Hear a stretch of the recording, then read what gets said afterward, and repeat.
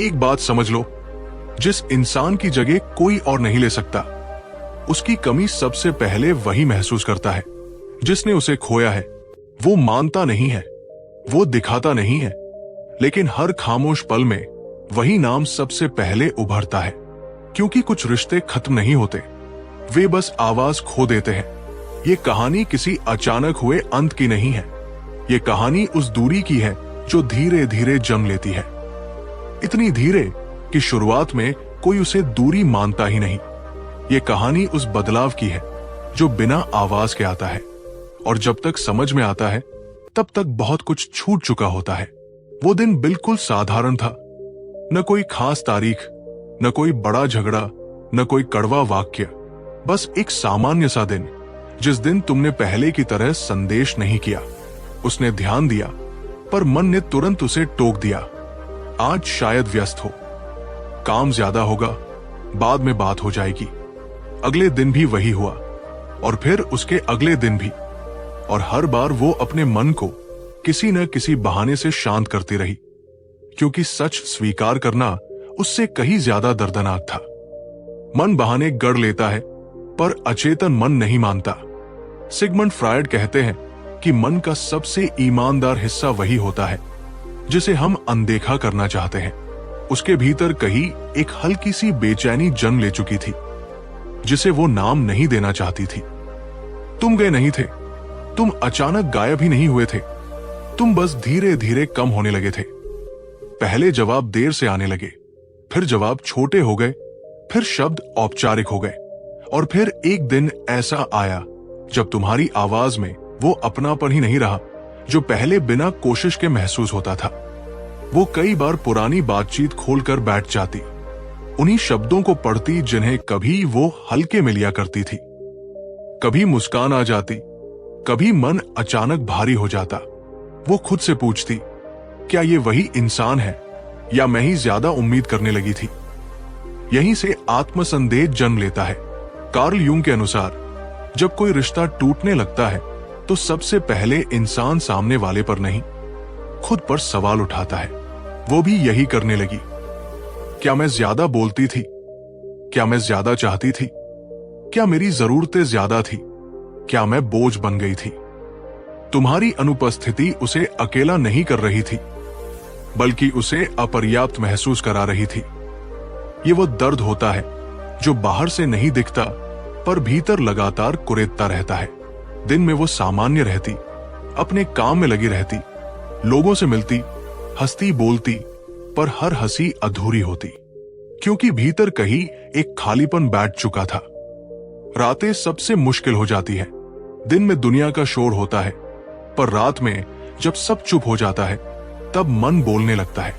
वो बिस्तर पर करवट बदलती, फोन उठाती, तुम्हारा नाम देखती, कुछ लिखती, फिर मिटा देती, और अंत में स्क्रीन बंद कर देती, क्योंकि डर था अगर उसने संदेश किया और तुमने जवाब नहीं दिया तो जो थोड़ा सा भ्रम बचा है वो भी टूट जाएगा।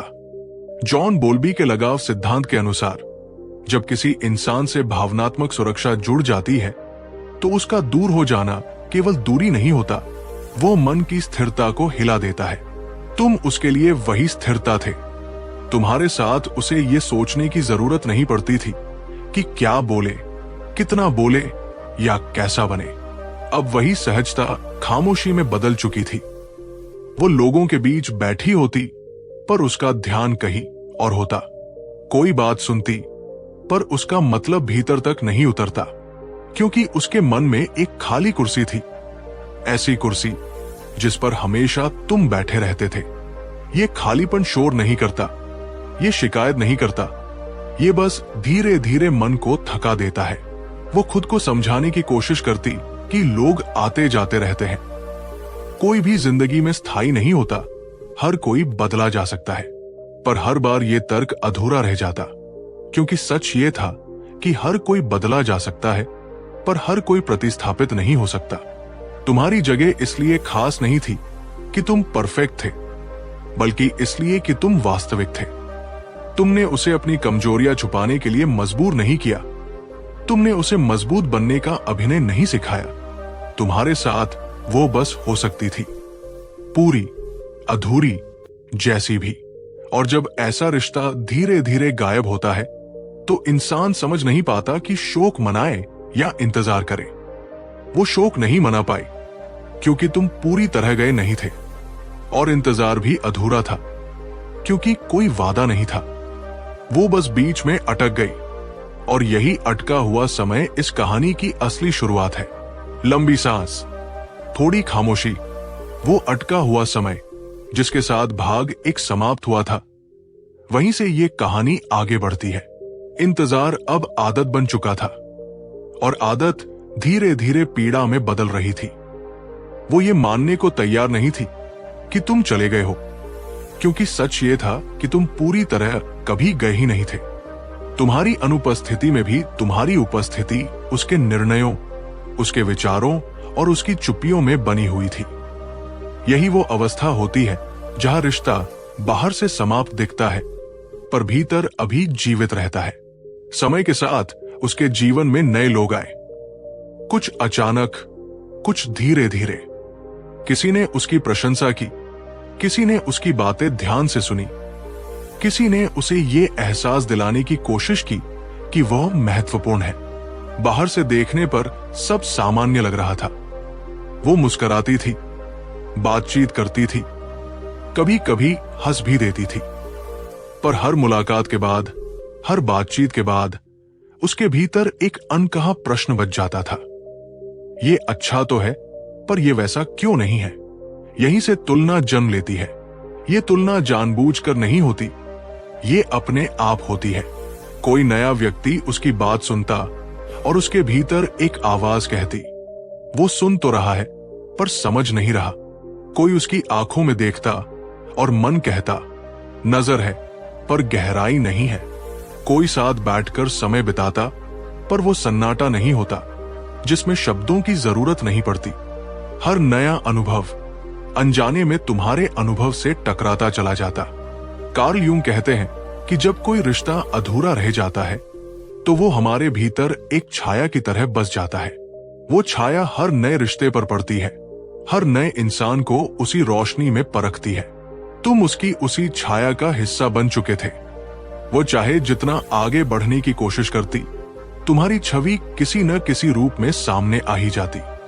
वो खुद को समझाने की कोशिश करती। हर इंसान अलग होता है, हर रिश्ता नया होता है। तुलना करना ठीक नहीं, पर मन तर्क से नहीं चलता, मन अनुभव से चलता है।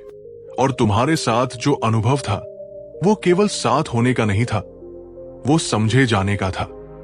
अल्फ्रेड एडलर कहते हैं कि इंसान प्रेम से ज्यादा स्वीकार चाहता है, ऐसी स्वीकार्यता जिसमें उसे खुद को साबित न करना पड़े। तुम्हारे साथ उसे कभी ये साबित नहीं करना पड़ा कि वो पर्याप्त है। अब हर नए व्यक्ति के सामने बिना कहे उसे खुद को थोड़ा सा समझाना पड़ता था। वो इस बात से डरने लगी कि कहीं वो अतीत में तो नहीं जी रही, कहीं वो खुद के साथ अन्याय तो नहीं कर रही। पर सच ये था कि ये अतीत से चिपके रहने का मामला नहीं था, ये उस गहराई की कमी का मामला था जो अब किसी भी नए रिश्ते में महसूस होती थी।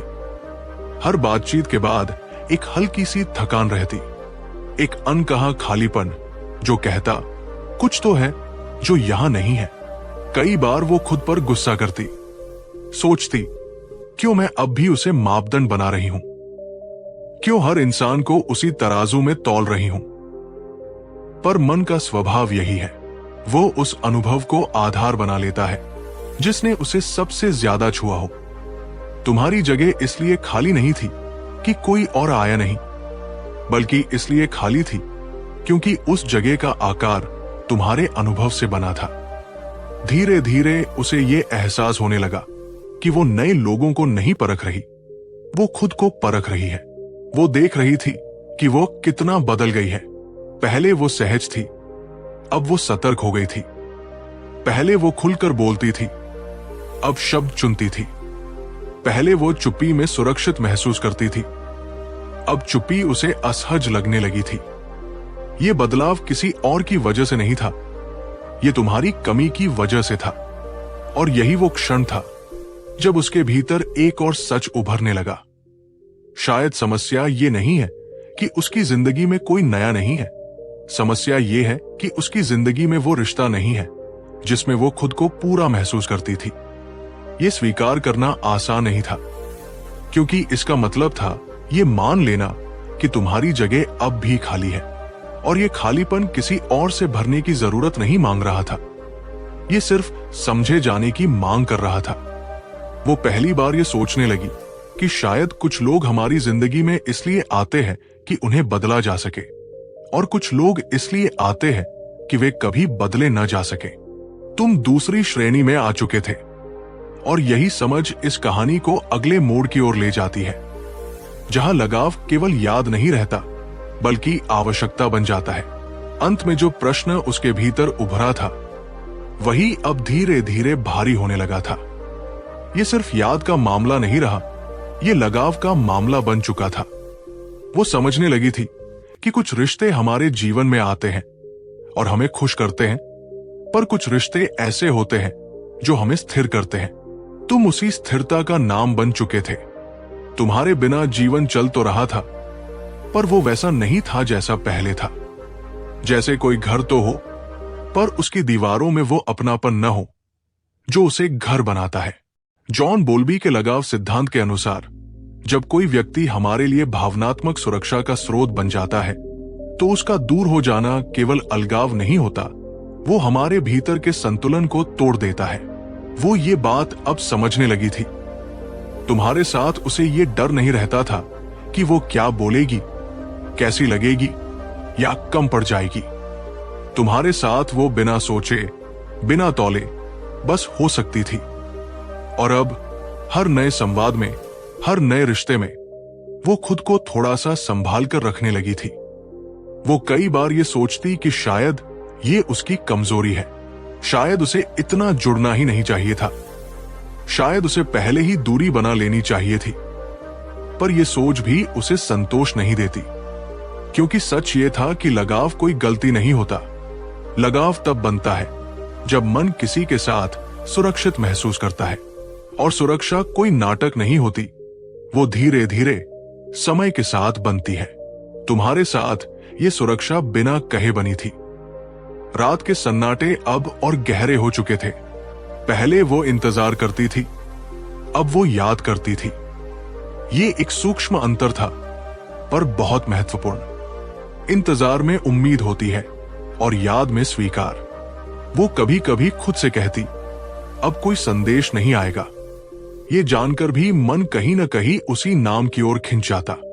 ये खिंचाव तर्क से नहीं रुकता, ये मन की आदत बन चुका था। सिगमंड फ्रायड कहते हैं कि जब कोई रिश्ता हमारे अचेतन मन में सुरक्षा और सुकून से जुड़ जाता है, तो उसके टूटने पर मन बार बार उसी अनुभव को दोहराने की कोशिश करता है।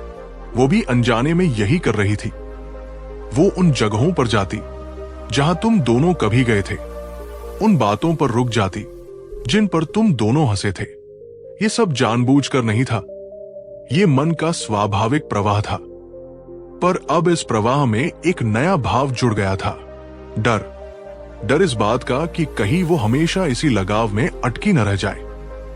डर इस बात का कि कहीं वह किसी और को पूरी तरह अपना ही न पाए। वो खुद से लड़ने लगी थी। एक हिस्सा कहता, आगे बढ़ो, जीवन बड़ा है। दूसरा हिस्सा कहता, जो सच्चा था उसे झुठलाना भी तो खुद से झूठ बोलना है। कार्ल यूंग के अनुसार, जब हम अपने भीतर के किसी सच्चे भाव को दबाने की कोशिश करते हैं, तो वो छाया बनकर लौटता है। वो छाया बन चुकी थी, बाहर से शांत, भीतर से अस्थिर। वो हंसती थी, पर हंसी में वो भरोसा नहीं होता था। वो बात करती थी, पर शब्दों में वो अपनापन नहीं होता था, क्योंकि जो अपनापन उसने तुम्हारे साथ महसूस किया था, वो अब किसी भी नए अनुभव से मेल नहीं खा रहा था। यहीं पर उसे पहली बार ये एहसास हुआ कि ये टूटन केवल तुम्हारे जाने की वजह से नहीं है, ये टूटन उस सुरक्षा के जाने की वजह से है जो तुम्हारे साथ जुड़ी थी। और यही समझ उसे अंदर से हिला देती है, क्योंकि सुरक्षा किसी और से मांगी नहीं जाती, वो या तो मिलती है या नहीं मिलती। और ये स्वीकार करना बहुत कठिन होता है कि जो सुरक्षा कभी मिली थी वो अब नहीं है। वो अब ये जान चुकी थी कि उसकी पीड़ा इस बात की नहीं है कि तुम वापस आओ या नहीं।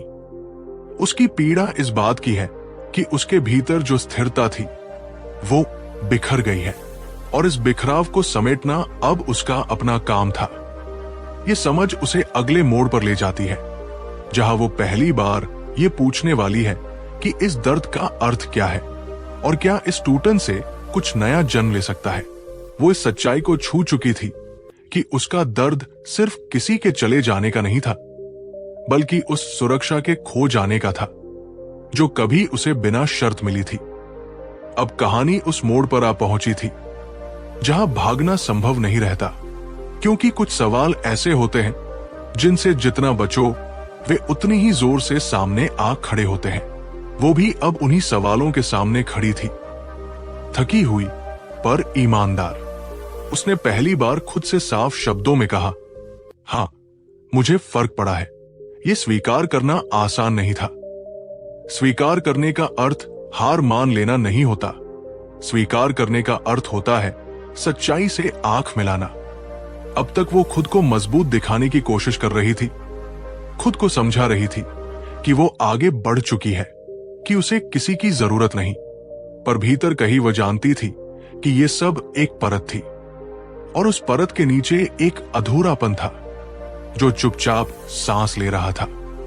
कार्ल यूंग के अनुसार आत्मवेशन की प्रक्रिया वहीं से शुरू होती है, जहां इंसान अपने ही बनाए भ्रम को तोड़ने की हिम्मत करता है। उसने भी वही हिम्मत की। उसने ये मान लिया कि तुम उसके जीवन का एक अध्याय थे जिसे उसने अधूरा छोड़ दिया था, और अधूरे अध्याय मन में सबसे ज्यादा शोर करते हैं। ये शोर बाहर नहीं सुनाई देता, ये भीतर लगातार गूंजता रहता है। वो अब पीछे मुड़कर देखती थी, पर पहले जैसी बेचैनी के साथ नहीं। अब वो देखने लगी थी कि उस रिश्ते ने उसे क्या दिया था। वो समझने लगी थी कि तुम्हारे साथ रहकर उसने खुद को कैसे बदला था।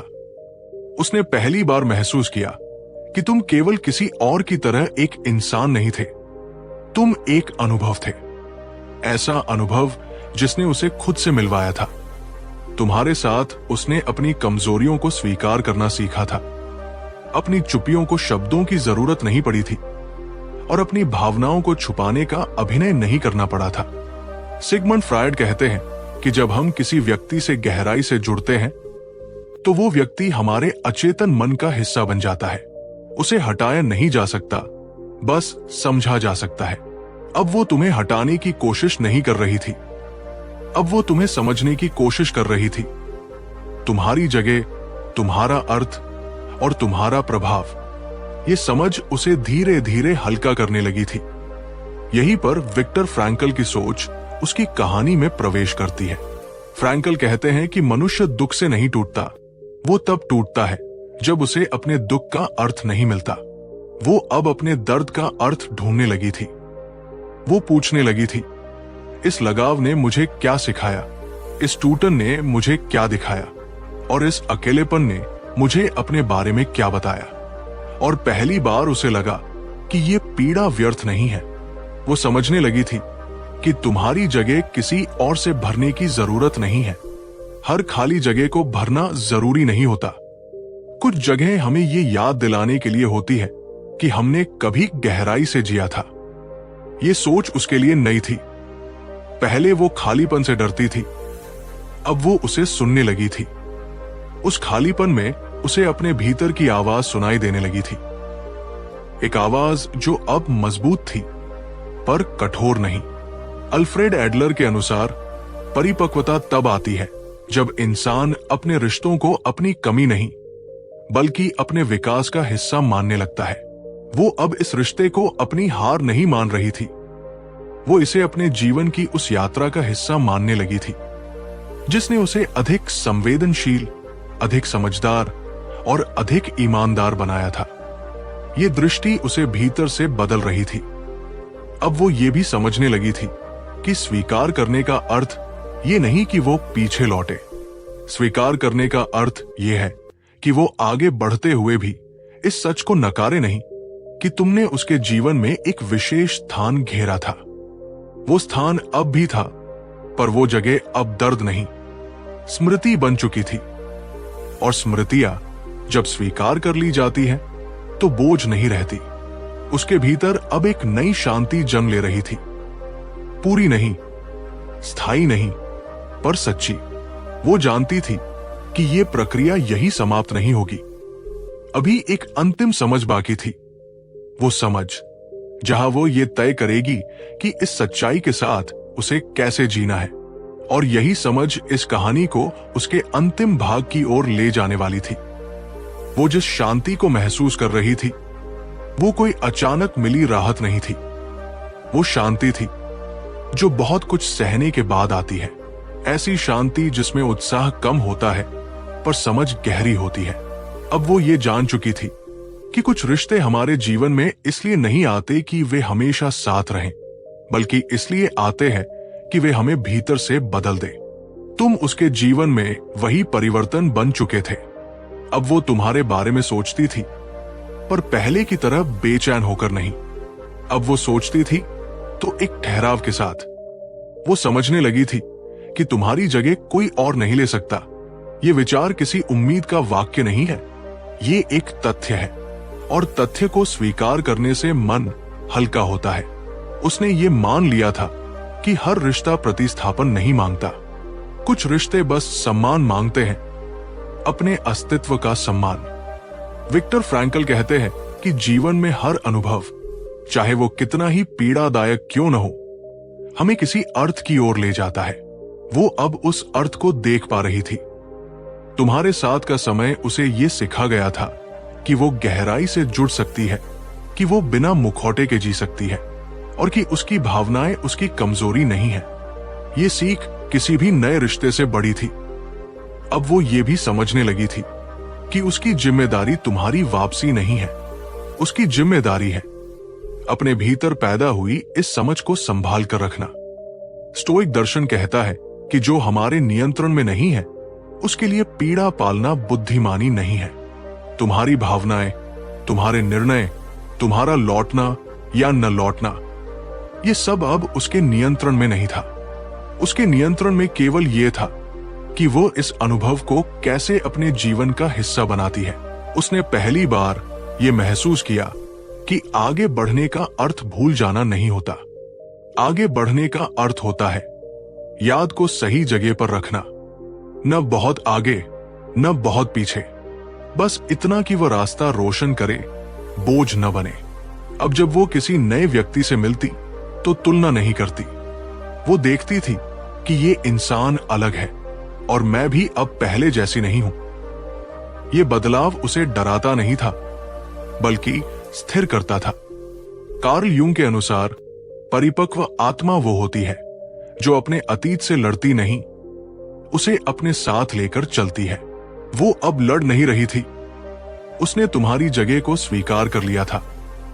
एक ऐसी जगह जो भरी नहीं जा सकती और जिसे भरने की जरूरत भी नहीं है, क्योंकि कुछ खाली जगह हमें ये याद दिलाने के लिए होती है कि हमने कभी पूरे मन से जिया था। और शायद यही इस कहानी का सबसे बड़ा सत्य है। अगर कोई तुम्हारी जगह नहीं ले सकता तो इसका अर्थ ये नहीं कि तुम लौटोगे, इसका अर्थ यह है कि तुमने सच्चा प्रभाव छोड़ा है।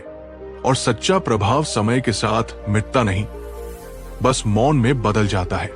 वो मौन अब उसे डराता नहीं था, वो मौन अब उसे परिपक्व बनाता था। अब कोई सवाल शेष नहीं बचा था, न उम्मीद की बेचैनी, न प्रतीक्षा की थकान। अब जो बचा था वो था एक शांत स्वीकार, ऐसा स्वीकार जिसमें कोई शोर नहीं, कोई आग्रह नहीं, कोई मांग नहीं। वो समझ चुकी थी कि कुछ रिश्ते हमारी जिंदगी में इसलिए नहीं आते कि वे हमेशा हमारे साथ रहें, बल्कि इसलिए आते हैं कि वे हमें इतना बदल दे कि हम कभी पहले जैसे न रहें। तुम उसे बदल चुके थे और यही सच अब उसे भारी नहीं लगता था। अब वो सुबह उठती थी और सबसे पहले तुम्हारा ख्याल नहीं आता था। ये भूलना नहीं था, ये संतुलन था। कभी कभी तुम्हारी याद आती, पर अब वो याद दिल में खरोंच नहीं बनाती थी। वो बस एक हल्की सी उपस्थिति बनकर आती और फिर अपने आप चली जाती। जैसे कोई पुराना गीत जो कभी बहुत अपना था पर अब सिर्फ मधुर स्मृति है। उसने ये समझ लिया था कि याद आना हार नहीं है और आगे बढ़ना बेवफाई नहीं है। सिगमंड फ्रायड कहते हैं कि जब मन किसी अनुभव को पूरी तरह समझ लेता है तो वो उसे बार बार दोहराने की जरूरत नहीं महसूस करता। उसका मन अब शांत था। उसे ये साबित करने की जरूरत नहीं थी कि वह मजबूत है। वो मजबूत हो चुकी थी। कार्ल यूंग के अनुसार आत्मन्वेषण की अंतिम अवस्था वो होती है जहां इंसान खुद के साथ युद्ध समाप्त कर देता है। उसने ये युद्ध समाप्त कर दिया था। अब वो ये नहीं सोचती थी कि तुम्हें क्या महसूस हो रहा होगा या तुम उसकी जगह किसी और के साथ खुश हो या नहीं, क्योंकि उसने ये मान लिया था कि हर इंसान की यात्रा अलग होती है और हर यात्रा में मिलन आवश्यक नहीं होता। विक्टर फ्रैंकल की सोच यहां पूरी तरह स्पष्ट होती है। दुख तब समाप्त होता है जब उसे अर्थ मिल जाता है। उसके लिए इस रिश्ते का अर्थ अब साफ था। यह रिश्ता उसे प्रेम नहीं बल्कि परिपक्वता सिखाने आया था। अल्फ्रेड एडलर कहते हैं कि स्वस्थ व्यक्ति वो होता है जो अपने संबंधों को अपनी पहचान नहीं बनाता बल्कि अपने विकास का माध्यम बनाता है। उसने तुम्हें अपनी पहचान नहीं बनाया था, उसने तुम्हें अपनी कहानी का एक अध्याय माना था। और हर अध्याय का समाप्त होना पुस्तक का समाप्त होना नहीं होता। पुस्तक आगे चलती है, बस स्वर बदल जाता है। जॉन बोल्बी के लगाव सिद्धांत के अनुसार परिपक्व लगाव वो होता है जिसमें दूरी आने पर भी आत्म सुरक्षा बनी रहती है। अब वो सुरक्षित थी, अकेले होने से नहीं डरती थी और किसी के आने की प्रतीक्षा भी नहीं करती थी। वो खुली थी पर निर्भर नहीं, संवेदनशील थी पर अस्थिर नहीं। यही संतुलन उसका अंतिम रूप था। और अब जब वो पीछे मुड़कर देखती थी तो एक ही बात स्पष्ट दिखती थी, तुम्हारी जगह कोई और नहीं ले सकता था और न ही उसे किसी और से भरने की जरूरत थी। कुछ जगह खाली रहकर ही सही होती है। वे हमें ये याद दिलाती है कि हमने कभी सच्चे मन से किसी को जगह दी थी और ये याद किसी भी वापसी से ज्यादा मूल्यवान होती है। वो अब मुक्त थी, तुम्हारे लौटने से नहीं बल्कि तुम्हें छोड़े बिना आगे बढ़ जाने से। यदि आपको ये वीडियो पसंद आई हो तो कृपया इसे लाइक, शेयर, कमेंट और सब्सक्राइब करें। मिलते हैं फिर एक और नई प्रेरणादायक कहानी के साथ अरु स्टोइक साइकोलॉजी चैनल पर।